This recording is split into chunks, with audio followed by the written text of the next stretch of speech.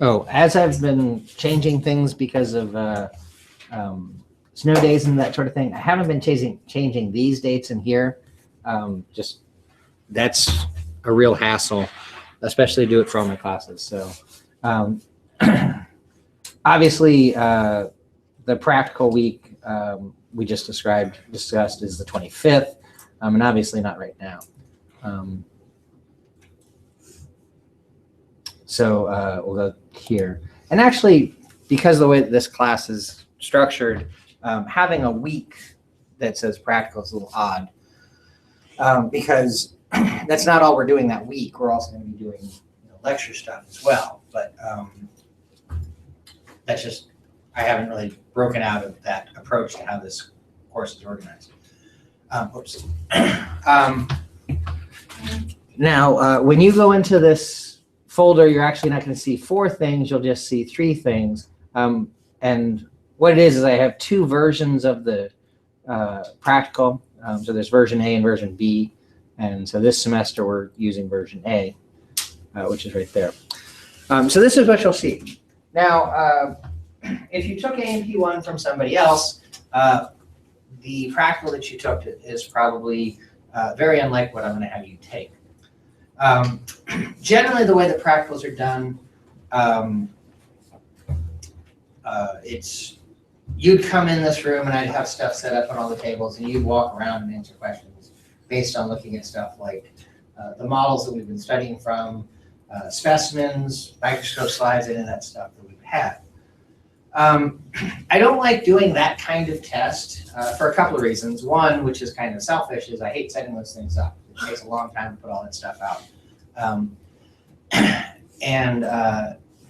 But more importantly, I don't like that type of test because I don't think it's an appropriate way to test you on the material.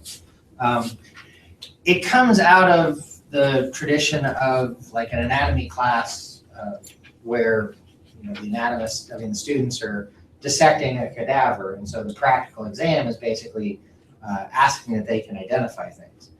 And that's not how this class works exactly. And the way that my colleagues would tend to do that is to just bring, use models like this to show you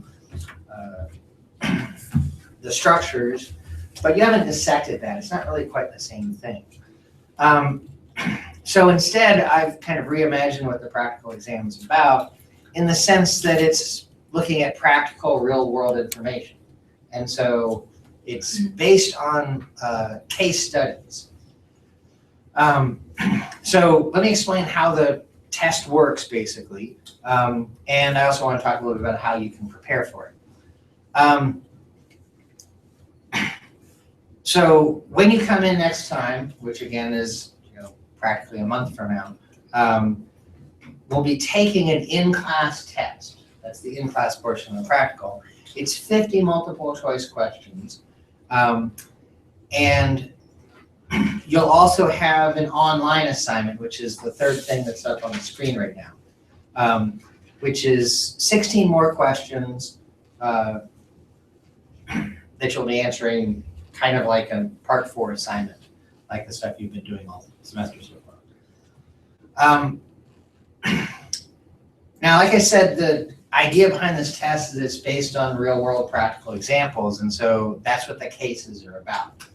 So I introduced the cases. We talked about the first one, which is the Autonomic System case, and we spent some time talking about that. But in doing that, I presented the idea that you should approach those cases thinking about the terminology, the symptoms and signs that are described in it, and what systems are affected by it.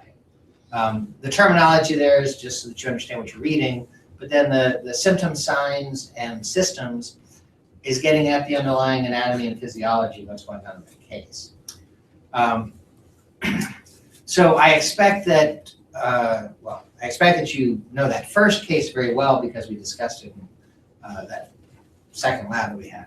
And then the other 3, I expect that you'll read through them with the same approach, and you'll know what you'll know about the cases based on that. Now, the 50 multiple choice question test is going to be based on those cases. And I actually have the AMP1 practical here because I'm there in the midst of doing that. So I printed it out for them. And so I'll hand you a stapled sheet of set of pages like this. At the top, of course, there'll be a place for you to write your name in. And then it'll start with case 1. So the document up there, when you open that up, you see the 4 cases. Those cases are on the test in front of you when you're taking it next time we meet. So here's case 1, and then it's followed with multiple choice questions about that case, or related to that case. 4 cases and 50 multiple choice questions doesn't quite work out perfectly, so 12 or 13 questions per case. And then after the questions for case 1, here's case 2, which for AMP1 is a kind of long case, but its questions follow that right after that, and then case 3 here, and case 4 is questions. Case 3 questions, case 4 is questions. So that's the sort of layout of the text. Again, I expect that you've familiarized yourself with the cases. The one that we talked about in class you should be quite familiar with, and then the ones that we haven't talked about, you'll study those in more detail. Of the dozen or so questions per case, I like to describe those questions as falling into 3 basic categories. The first type is what I would say are questions about the case. So having familiarized yourself with the case, with the terminology, the symptoms, and the systems there, I'll ask you questions about that. So for instance, one of the cases in the AP1 practical is about somebody with cystic fibrosis. And so one of the symptoms that she presents with is that she's got a rather serious cough, and she's coughing up sputum. So I could ask a question along the lines of, to look at the underlying anatomy and physiology, what type of cell makes the mucus that we find in the lower respiratory tract? So you, of course, have taken AMP1, so I know all of you can answer that question. So what's the name of the type of cell that makes the mucus in the lower respiratory tract?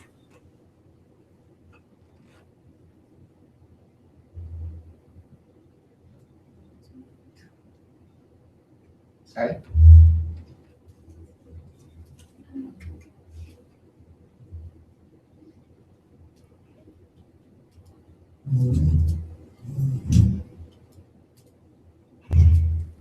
So just sit back, have a glass of wine, and think about that. And that's a clue to the answer. Glass of wine. Goblet cells? Goblet cells, right. Now, these are multiple choice questions, so you wouldn't have to recall the name of that particular cell directly from memory. You'd have 4 possibilities in there. I hate none of the above kind of thing, so Oh, thank God. you won't have that kind of thing. Or all of the above? Yeah, I don't think I have any of those either. Anyways, so as far as recall is concerned, you will have cues in front of you as to what the correct answer must be. But I asked that question partly to make sure you understand that I am working on the assumption that you took AMP1 and that you know that material. So I could certainly ask you a question like that that applies to the material that we're talking about. So those are questions about the case. It might be something about what's going on with the symptoms or the system that's involved, the tissues that are part of that system. Or it could be about the terminology. I might ask you about what a particular word means. Like in the example I just giving you, I could, for the AP1 one, I could ask, what is sputum? And that's something that we discussed in the class when we were talking about that case. So those kinds of questions about the case. Now the next sort of question is what I call questions not about the case, which sounds kind of very wide open and vague. Okay, I could ask you questions about the case, or I could ask you questions that are not about the case. But really what I mean by that is the cases are each about a particular part of the class. So we have the autonomic case, we have an endocrine case, and then we have a couple of cases that have to do with the cardiovascular system. One focusing on the heart, one focusing on the blood. So within the context of one of those cases, I might want to ask you something that's about something outside of the case, but still within the context of that unit. For instance, case 2 is about a woman with diabetes. Which gland that we studied in the endocrine system would therefore be relevant to that case? Diabetes. Pancreas, right? But I might want to ask you something about other endocrine glands. We certainly studied other endocrine glands. So I want the latitude to ask other kinds of questions. So I might want to ask something about the pituitary or the thyroid or parathyroid or something like that. So that's what I mean by not about the case. Still within the context of that unit, but not directly about the case. And then the third type of question is the more traditional sort of practical question. I can't completely make a break from presenting pictures based on models or microscope slides or specimens or something like that. So I might have something like, I don't like this particular one, but it happens to be next to me right here. But I might have a torso model, the ones that I use was on the side of it. And I might have a piece of tape on it, and I might ask you a question about what that piece of tape is pointing to. Or I might have 4 pieces of tape labeled A, B, C, and D, and then I'd ask you a question. Your answer is based on which location those 4 pieces of tape are indicating. Or I could have microscope slides, so I'll have microscopes out and the pointer on material there. We didn't actually use the microscopes per se because I've been capturing microscope images to project up on the screen, but I might show you those microscope slides for you to answer questions about. I'll be pointing at something, I'll ask you about what it's pointing out, about the cell that's indicated, or the tissue that's indicated, or the organ that's indicated, or something like that. I try to make those kinds of questions about the case as much as I can, but sometimes there's just a question that I want to ask that just lends itself to that format that's not necessarily about the case. Again, with the example of the NP1, on their test, they have 2 microscope slides to look at. One of them is of some of the tissue that's affected in cystic fibrosis, but the other one is actually about transitional epithelium, and that's just such a remarkably obvious slide because it just looks so different from all the other tissues that we have. So I have that slide on there. There's nothing in the case that has to do with transitional epithelium, but put that on there. But that's just because it really lends itself to that format. So those are the kinds of questions I'm talking about. Now, that's about a dozen questions. Within that, you'd probably expect about 8 to 10 of those questions to be about the case itself, and then 2 to 4 to be about things outside of the case, but still within the unit. The point being is that I want to concentrate about what the case is covering, but I do want the ability to ask a few questions outside of that. Now, the outline that's here, I made a long time ago. I don't personally really care for outlines. I never used them as a student, really. And, if I had a class where, we were assigned to write an outline on the paper that you're going to propose or something like that, I just groan and say, oh, great, that's nothing I normally do. So I've written outlines just sort of as a sketch of what we've done so far this semester, or what is the first half of the semester. So there's something about the autonomic system, something about special senses, something about the endocrine system, something about blood, heart, blood vessels. It's not meant to be a study guide per se, not that that's what you should study to be prepared for the test, but rather look at that. If you're comfortable with the material that's presented there, says something about the endocrine glands, you're like, oh, I remember that. And you could explain it in more depth than what's in there in the one sentence or something about a particular gland. Then you probably don't really need to spend as much time studying that material. But if there's something in there and you're like, I really don't remember him talking about the pituitary gland or something like that, then that's a clue that you need to study that in a little bit more depth. Okay. I don't really operate on the idea that what I put in the outline is a legal document and only things in the outline can be on the test. That's not what it is. The test is about what we've studied so far this semester, and the outline is just broad strokes about what that is. Notice as I ran through that, I mentioned autonomic, endocrine, and cardiovascular, heart and blood, which are the things that are in the cases. But then I also mentioned special senses and blood vessels, which are the other things we've done. There's not a specific case about either of those, but special senses work into some of the cases. So pay attention to that. And the case about the heart and the case about the blood obviously are going to require an understanding of blood vessels, which completes a cardiovascular system. So that stuff's going to be included in that. Now, part of the reason why there's not specifically a blood vessels case is also because it's the last lab that we're doing. And most of the time, the practical would be the following week. And I don't think it's entirely realistic to present something one week and then have the test on it the next week all the time. So for that reason, blood vessels are sort of incorporated into the other things, the heart and blood cases there. Anyway, so that means that it kind of covers everything that's there. Again, you'll be coming in next time, what we said, the 25th or something like that? 2 weeks. No, 3 weeks. We have next week and then the. Well, counting from today. Oh, yeah. Because last week was the 25th of February, and so the next time we come in is 25th of March, which would be Basically a month. Yeah. Anyways, so that's all we're doing that day. It's designed to be taken within about an hour. And when I say that, really the rule of thumb is I can sit down and take that test, and of course I know the answers, but to physically complete the test, turn the pages, read the questions, circle the answers, that sort of thing, I can do it in about 20 minutes.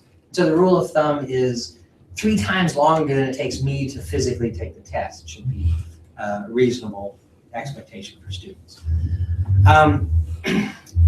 You will, of course, have the entire period, so you'll have an hour and 50 minutes to complete it if you need to, but really it's something that most people will be done with in about an hour.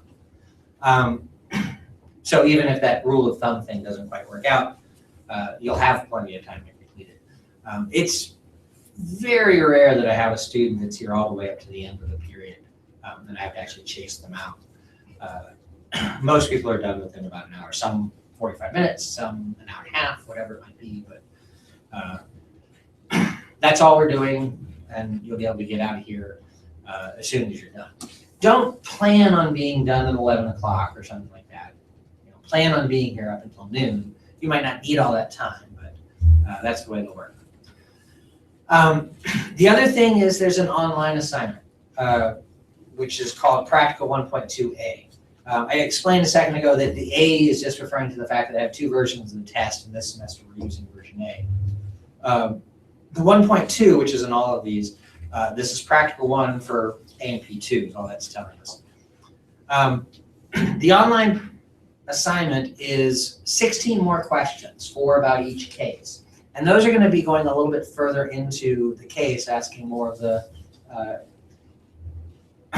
clinically related questions, about treatment, drugs, prognoses, relating a little bit more about maybe what's at the heart of the case, the diagnoses or something like that, to what's going on. Now with case 1, you know the diagnosis because we talked about it in class. Case 2, you know the diagnosis because it says it in the first line. Case 4, you know the diagnosis. Nope, sorry. Case 3, you know the diagnosis because it says it at the first line of the second paragraph. And then case 4, it doesn't expressly say what the diagnosis is, but it does say what he forgot to do before he went to South America, which is a big clue as to what's the matter. So you'll be able to figure that out. So you won't necessarily have to get into those cases quite the way that we did the autonomic case because the other 3 are very upfront about what's going on. And with the autonomic case, we did that in class. So you already know where that's going. But those kinds of questions, get a little bit deeper into that. Yeah. For these questions, should we plan on, once we open it, doing one complete sitting, or can we? No. This is like a part 4 assignment. Okay. So you can open and close it. It's actually due the following week. When I originally started testing like this, Actually, what I used to do is I'd hand this out as a paper assignment, and so people would hand in their in-class test, and I'd hand them that test and say, okay, this is due next week. I switched to doing it online, and also when I started doing it online, I would make it available starting the day of the practical, but I just decided it's easier to make it available from the get-go. So you can go in and look at that assignment now if you want to. And to some degree, it might help sort of understanding what's going on with the cases. Again, using AMP1 as an example, in this this set of cases, not the cystic fibrosis one, but there's another one about a guy who falls during a football game. And the questions about that case, 3 of the 4 of them are about the spleen, which should make it exquisitely obvious that what he did was he ruptured his spleen when he was playing. And then the 4th one, which doesn't have the word spleen in the question, is asking what happened, which is basically where you're supposed to say he ruptured the spleen. So for preparing for the in-class practical, maybe looking through the questions might be helpful, give you a little bit better idea what's going on, and then also pay attention to the questions. Sometimes they kind of interact with each other and help you understand more of what's going on. The in-class portion of the practical is 50 multiple choice questions. They're worth 1 point apiece, so that's a 50-point test. And then this online is 16 more questions. They're worth 2 points apiece, so it's 32 more points. And really, it's one big test. The whole thing, there's 82 points worth of questions there, but the whole thing is worth 75 points. If you happen to get 76 or more points on it, then those will just be extra credit points. Now, truthfully, very few students will get extra credit points on this. More what it means is that you have a little bit of wiggle room. On the day that you take the test, I'll be able to tell you when you hand it in how you did. And let's say you get 38 out of the 50 questions correct. That's actually pretty good. Anything in the high 30s and 40s I consider a good score. And the reason for that, even though 38 out of 50 sounds like 76%, is that with the online assignment, you can get 32 more points, and 38 from the in-class and 32 online comes out to 70 total. And 70 out of 75 is 92.5%. So it's entirely possible, looking at the in-class thing that might kind of seem to be in the neighborhood of a C, could end up being in the neighborhood of an A if you do the online stuff very well. Now, I want to stress that because students don't always hear the end of that statement. You can get an A on the test if you walk out of here with what looks like a C if you do the work online. Okay? A lot of students will hear that you can get an A and stop listening after that, but no, it does require the work to do it. But it's not impossible for that to happen. For the online assignments, there's 2 points per question. They're questions kind of like part 4 assignments that you had in the past, but those are worth 6 points apiece. With 6 points, I can be pretty particular about how I score them. If there's just something a little off in your answer, I can give you 5 out of 6 points, or something like that. But when I only have 2 points to work with, it basically works this way. If you answer the question well, you've obviously thought about what the question's asking, and you're answering that question, then you're going to get 2 points.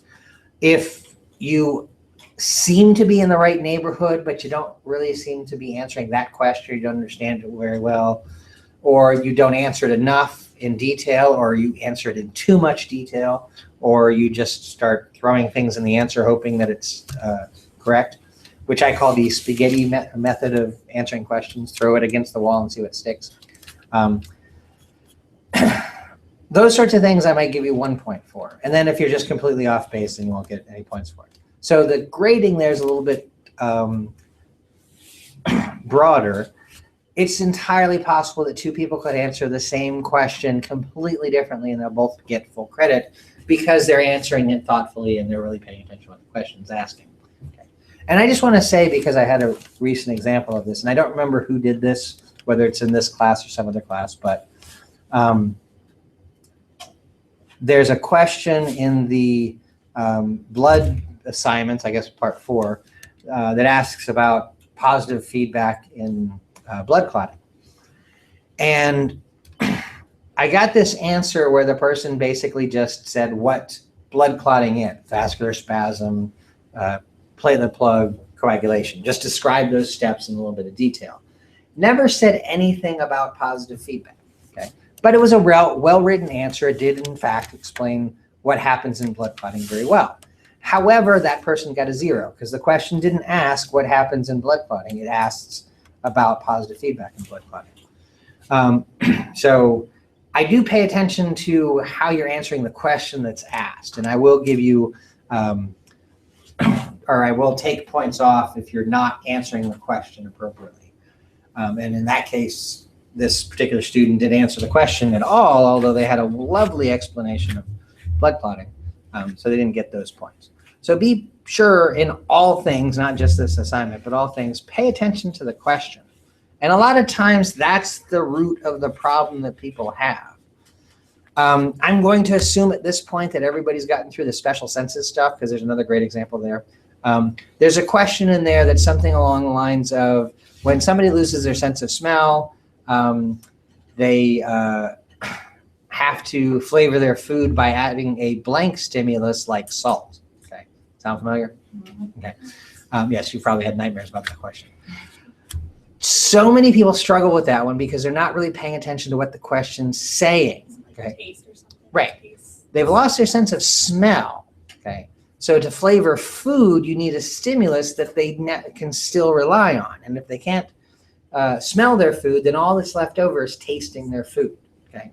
And I say a blank stimulus like salt. Salt is a taste stimulus. It's amazing how many people put in a sodium stimulus like salt. Okay. Salt is sodium as far as taste is concerned. So you're just restating things. Pay attention to what it's asking. Too often what people do is they kind of overthink the question. So really step back and look at it. If you've been working on it for a long time, go to sleep and look at it again in the morning or whatever it might be, and you're probably over answering the questions. There are some fill-in-the-blank questions here because they just lend themselves a little bit better. Again, using A&P1 as an example, one of the questions about the spleen is, what organ system does the spleen belong to? Okay. Now, those of you that had me for A&P1, I assume that you should be able to answer that. Those of you who didn't, we haven't really gotten to that part of the course yet. But who can tell me what organ system the spleen belongs to? No. Lymphatic, right? Now, there's another acceptable answer to that. Anybody want to guess what other system would satisfy that? If we're talking about lymphatic, anybody know what chapter the lymphatic system's in? Immune system. Right, it's the lymphatic and immune systems. Lymphatic's a better answer for that because the question actually says which organ system, and the immune system's not an organ system, it's a functional system. But either of those are acceptable because especially in A&P1, I'm not expecting students to make that kind of distinction between organ system and functional system. But so I'm looking obviously for a specific answer there. And those kind of questions lend themselves to fill in the blank and sort of things instead of open-ended questions that I grade by hand. Just semesters and semesters there of having to read everybody writing lymphatic and hitting 2 points there just got kind of tiresome, so I made it a fill in the blank question so that I didn't have to grade it manually. So there might be a couple of those kind of things in there. Actually, in fact, there are. I know there's probably 3 or 4 fill in the blank things, maybe 3. But so they are looking for very specific answers, but the questions should give you a very good idea of what's going on there. Okay. I think that covers everything. I kind of got off on a tangent there talking about answering questions, giving examples from other things, but I think I covered everything. Any questions about what you have coming up? So it is fortunate that this isn't in fact happening next week. So you have quite a while to study and prepare. But Oh, that's something I didn't talk about, which is studying and preparing. Now, you have lots of time to study, so I expect that you're going to study everything in a lot of depth. But you might have plans. You might be going to Florida for spring break or something like that, and you're going to be taking this white knuckle ride in the plane for the first time, or whatever it might be. But Or jumping out. so you might not really have that much time to study, and so we'll work on the assumption that you maybe only have a week to put into it or something like that. It's probably not realistic to really study the entire semester in a week, and you shouldn't. You should have been preparing all along, even though I haven't explained what to be prepared for. But you should be able to sit down now and start plugging the cases into what you've already learned or what you've been studying all along, ideally. But of course, that's not how people really do it. So studying might end up being something along the lines of you start out with the best of intentions, and then just other things come up, and you aren't able to put as much time into it. So I've given you the cases to give you a better idea of what you need to prepare for mostly. For example, the endocrine case, since it's about diabetes and the pancreas is obviously the gland involved in that, make sure you know the pancreas best. Okay? Know the hormones involved, where the cells are located that produce them, what the tissue looks like under the microscope, how that homeostatic mechanism works, et cetera, et cetera. What the targets of those hormones are, all those sorts of things. Know that best. Then you should go on and study the other glands. But if you start with the pancreas there and then you move on, you probably won't be able to study all of the glands. And now technically there's 10 glands that fall into the main idea of the endocrine system. Usually I think that students studying everything can maybe get through about 20% of the material that they need to in depth. If you can do more than that, that's great, but it sort of works well for talking about the glands. If there are 10 glands, then you can probably study 2 of them and know those 2 very well, and maybe get a chance to sort of glance at the other 8, but you know those. So definitely be sure you know the pancreas as best as possible. I'm probably going to ask you a couple of questions about other glands and systems in the endocrine system, but most of them are going to be about the pancreas, so concentrate on that. And then with the other things there, it's not just start studying the other glands, but pay attention to what we've covered, okay? We looked at, along with the pancreas, the pituitary, the thyroid and parathyroids, and the adrenal glands. Those are the things we looked at with the microscope images. So study those first. You probably really don't need to put your effort into studying the pineal gland ahead of, say, the thyroid gland. But I can't make any promises that I'm not going to ask a question about the pineal gland, because I did cover that a little bit. But that one happens to be a pretty easy gland. It only does one thing. But that's the idea. Start with what the cases are about and then move out from there, and make sure you study as much as the rest of the stuff as you can. Now, with the endocrine case, that's pretty easy to explain. With the other ones, it's a little bit tougher. With the autonomic system, there's basically 2 aspects of the autonomic system, sympathetic and parasympathetic. This case is about the sympathetic system, so if you can only study part of the autonomic system, concentrate on sympathetic, because more questions are going to be about that. But I am likely to ask a couple of questions about the parasympathetic side, so hopefully you can get to studying that. Doesn't really lend itself to my suggestion of about 20% coverage in studying, but because 50% of the system is what the case is about. And then with the heart and blood cases, or the cardiovascular system in general, it's really hard to separate out a little bit from the whole unit. But pay attention to what the case is about. So the blood disease is affecting a particular cell in the blood, so pay attention to that cell more than the others. And with the heart case, pay attention to what parts of the heart are affected mostly in the case, and concentrate on those. So the cases are there to kind of give you an idea of what you should spend the most time studying. Now, of course, you have all this time to study, so so you're going to be able to get through a lot more of it. But again, start with the cases, and that's going to direct you to the most important information, which you have the most questions on.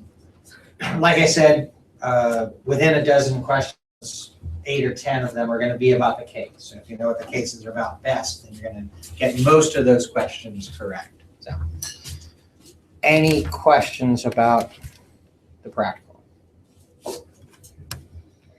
Now, if all of this is coming at you and you haven't really had time to process it, of course, feel free to ask me questions anytime as you're preparing for this.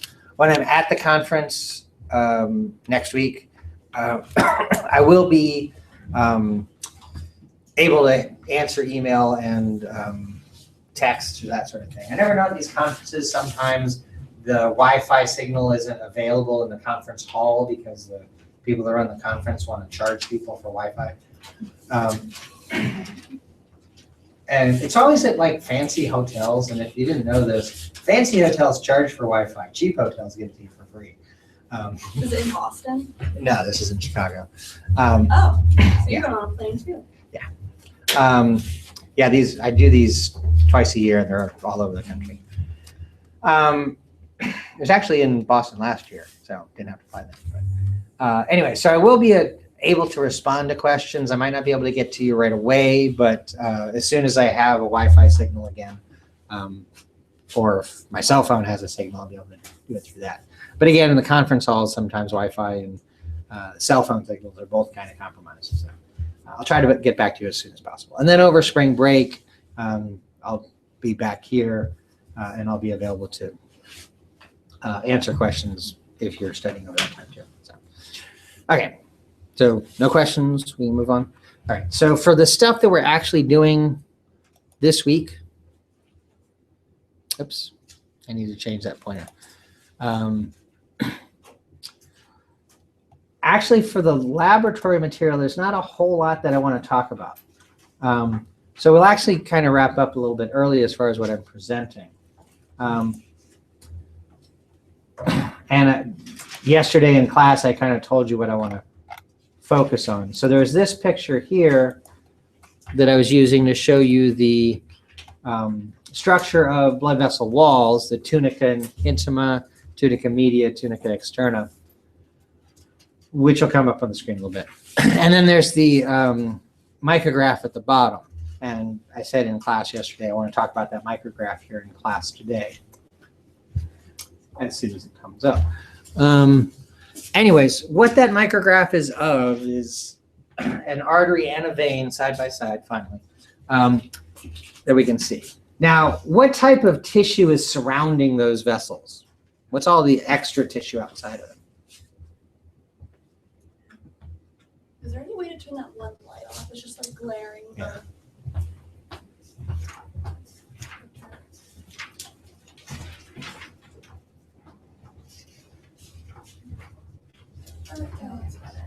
So what's all that tissue that's not the artery or the vein?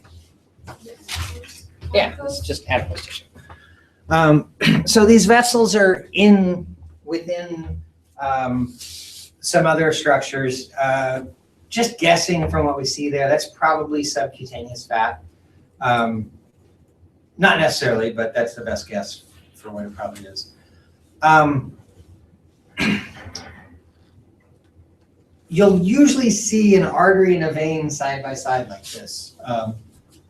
And they're usually going to be carrying blood to and from the same structures. So if this is subcutaneous fat, then this is probably an artery that brings blood into the skin and the vein that carries it away. Now, as you look at the structure here, I want to point out a couple of things that have to do with the way that these work. Tomorrow in lecture, I'm going to talk about the factors that influence blood flow, sort of the mathematical relationships between all of these factors that are playing a role. Did I? No, I didn't do that. I didn't talk about resistance yesterday. So we'll talk about that tomorrow. The artery, when we look at it, always has this same kind of roundish profile. And that's because of the elastic tissue that's there, the inner elastic membrane and the outer elastic membrane. They help sort of keep the tissue in that configuration, even when there's not blood in the artery. Now, to prepare this tissue for a microscope, necessarily the blood's no longer in the blood vessels. So the lumen of the artery, the lumen of the vein, where those words are written, we just see exposed glass. Okay, there's nothing actually in there. There are a few things in there. There might be a few red blood cells that get stuck in place or something like that. But basically, it's empty. With arteries, when they're empty, they still retain their tube-like shape. They're still open because of that elastic tissue. It's probably collapsed down a little bit as the elastic tissue doesn't have any blood pressing out against it, counteracting it.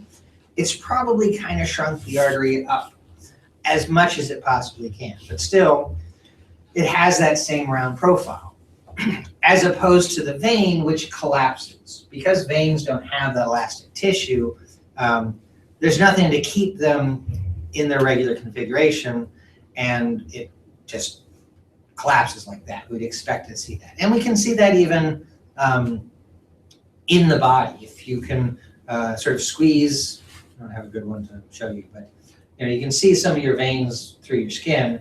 If you squeeze one, you can see that the blood kind of drains out of that part of the vein. And what the vein's probably doing there is collapsing, okay? Because there's no blood in that vein anymore. I just sort of plugged it up on the distal end. And you'll see this kind of thing. All that keeps a vein open is the blood that's in there, but arteries stay open even without the blood because of the elastic tissue.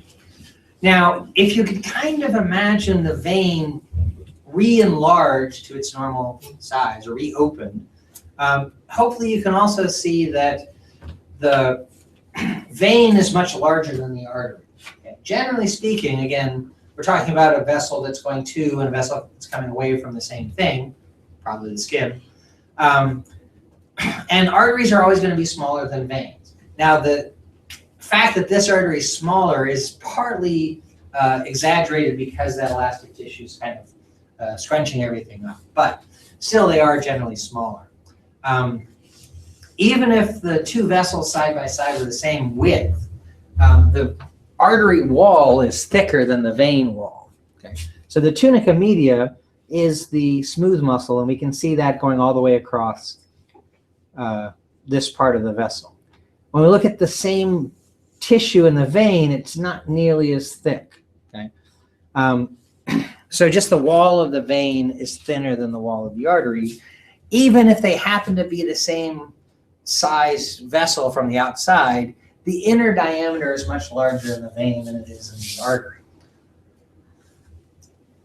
And that plays a role in making sure that blood flow is continuous. Did I talk about blood flow continuity at all yesterday? Okay, good. So let's imagine these are vessels that are connected to the skin, which they probably are. The blood flowing into the skin and the blood flowing out of the skin has to be equal. If you have more blood flowing into the skin than out of the skin, then the skin is going to swell up with that added fluid. If you have more blood leaving the skin than flowing into it, then the skin's going to drain of blood. Okay? So there has to be a continuity in flow just so that the target tissue or organ or whatever it is doesn't become unbalanced in the blood present. Arteries are, by definition, closer to the heart. They're the things that carry blood away from the heart.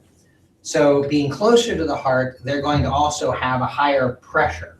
So when the heart contracts, that pumping pushes the blood into the arteries, and that pressure slowly falls off as the blood moves away. By the time the blood gets into the veins, the pressure is really, really low. But pressure is not the only thing that has a role to play in blood flow. Another factor that plays is what's called resistance. Now, resistance is basically the opposing force to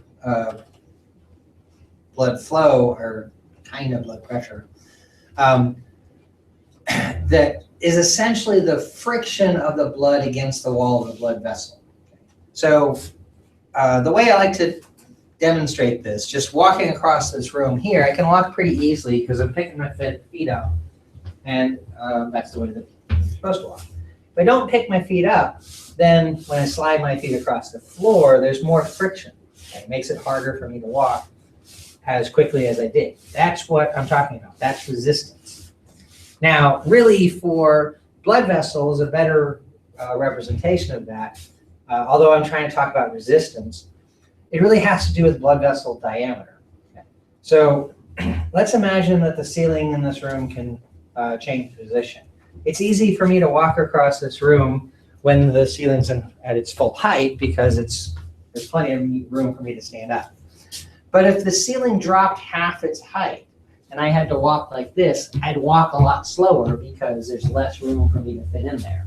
That's a little bit better idea of what's going on there. As the blood vessel narrows, there's less room for the components of blood, and so they kind of push against the walls and sort of run into each other, and they sort of slow things down a little bit. Between an artery and a vein, there's high pressure pushing the blood through the artery, but a lot of resistance counteracting that blood flow.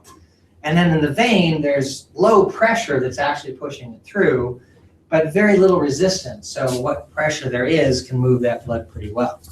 And that's going to keep the blood moving pretty consistently in and out of wherever we're talking about here.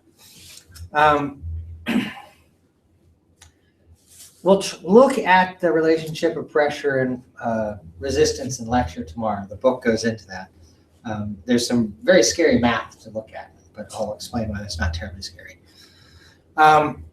Anyways, so as we're looking at the micrograph, we can see in the structure there that there's differences in the artery and the vein. Arteries are smaller and have thicker walls. Veins are bigger and have thinner walls. And that relates directly to the ability for blood flow to be continuous between the two, so that there's the same amount of blood going into and coming out of whatever the target of these are.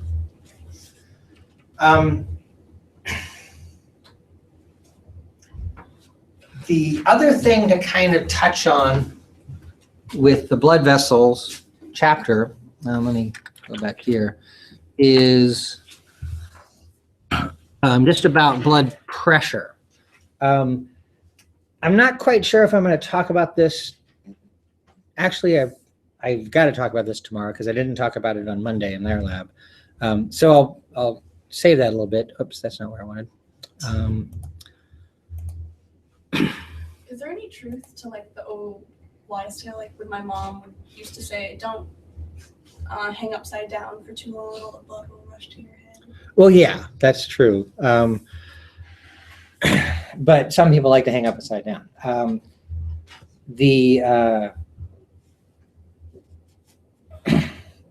Gravity certainly acts on blood flow as much as the beating of the heart. So if you're hanging upside down, then blood flow will go down to your head, since that's in the lowest position. Sometimes people can like that, getting more blood to the head, more oxygen can help them clear their head or whatever. But I suppose the problem would be that the blood vessels in your brain especially aren't used to that kind of pressure, which would be from the gravity, and so that's going to stress those blood vessels. And probably if somebody hung upside down for too long, they'd probably pass out.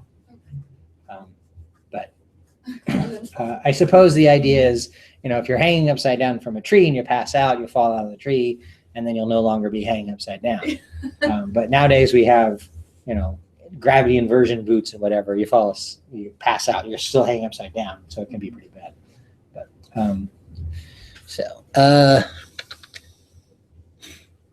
oh, actually, yeah, this part of the chapter here is where I'm going to be talking about the math stuff. down here.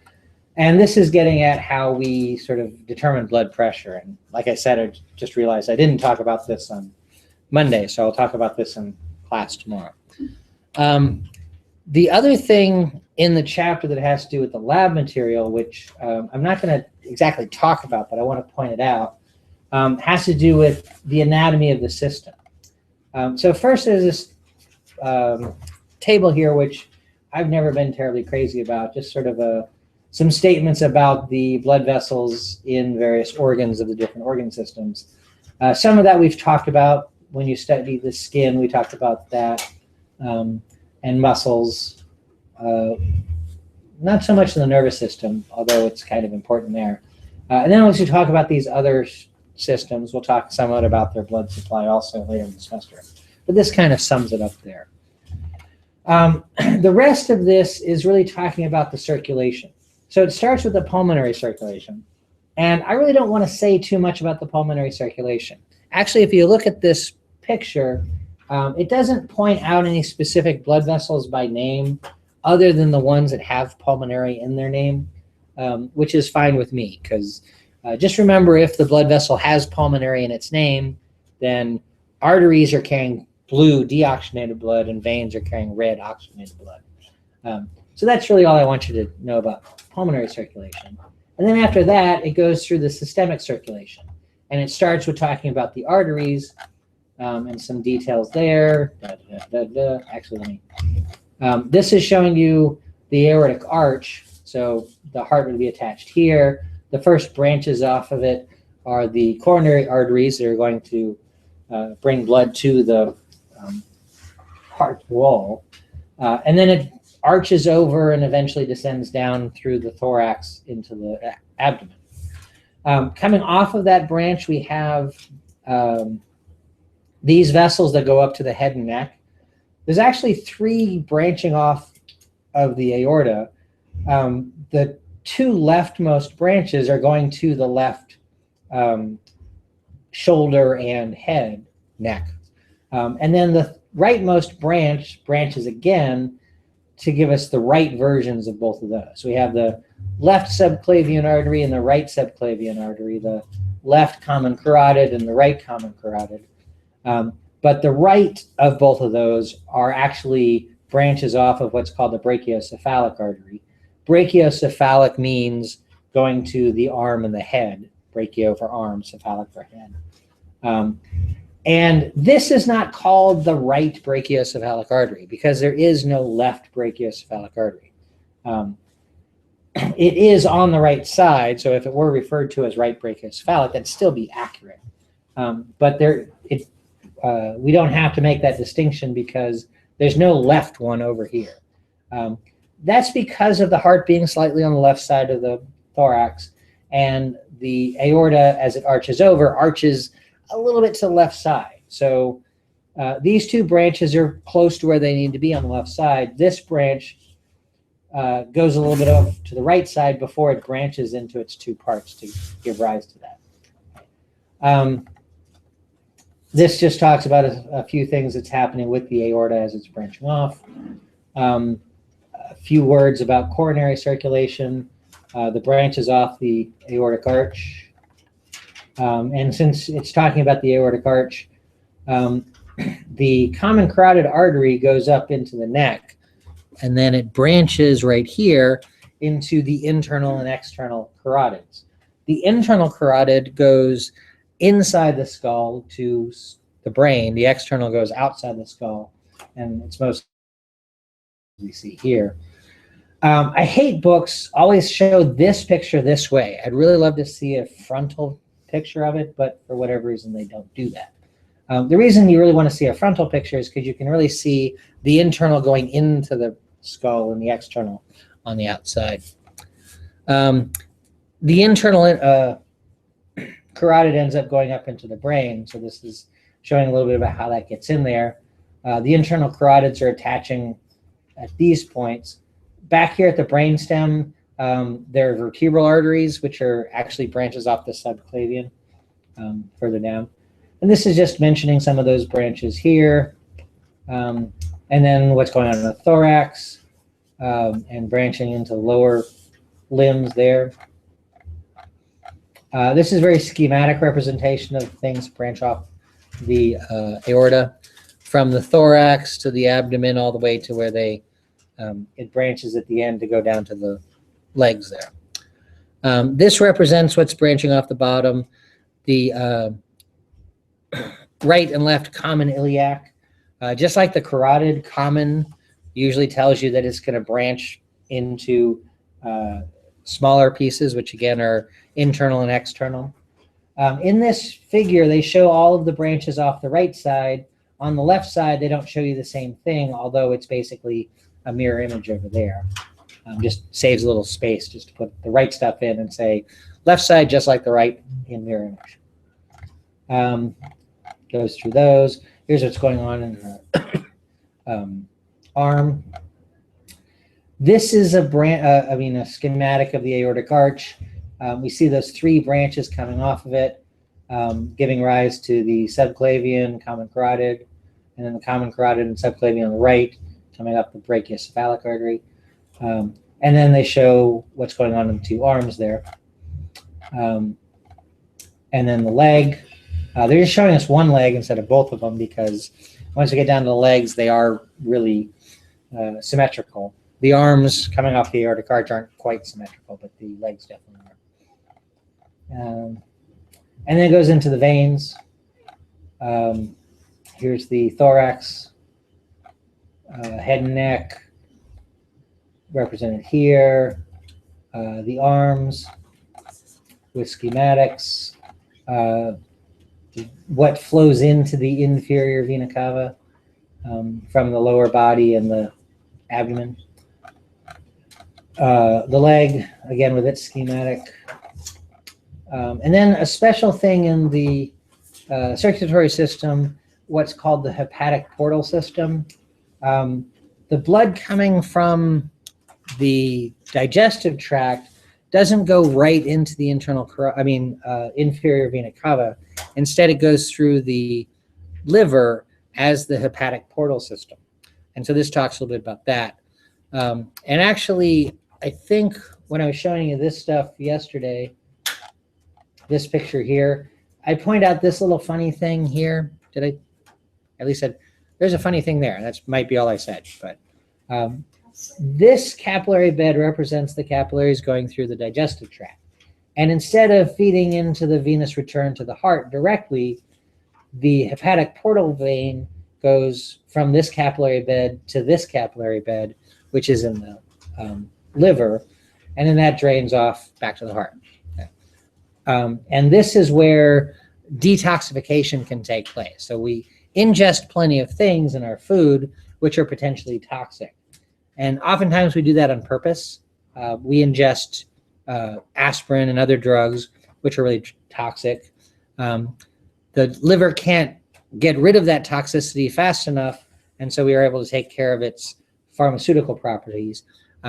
Similar to that would be alcohol. We ingest alcohol, it's a toxin, and the liver clears that out. But again, it doesn't clear it out immediately, so we're able to enjoy the effects of alcohol as it's going through our systems. Okay. And that again is getting at that hepatic portal system. Now in A&P 1, we learned about the skeleton, and you had a list of bones to learn. And then we learned about the musculature, and you had a list of muscles to learn. And then we learned about the nervous system, and you had a list of nerves to learn, mostly the cranial nerves. Here, this section that I just ran through really quickly, the circulatory pathways part, is that same kind of lab material to learn where the vessels are. I'm not giving you a list necessarily. There are these tables here that kind of run through all the different parts of the system. But again, because this is the last lab before the practical, I'm not necessarily giving you that much stuff directly about the practical. The practical is really looking at the heart and the blood more. As far as looking at this stuff as you're studying those cases, please pay attention to which blood vessels are going to be most important for what's going on in those cases. So some of those blood vessels are the ones that we talked about with the heart, obviously, the vena cava, the aorta, the pulmonary vessels.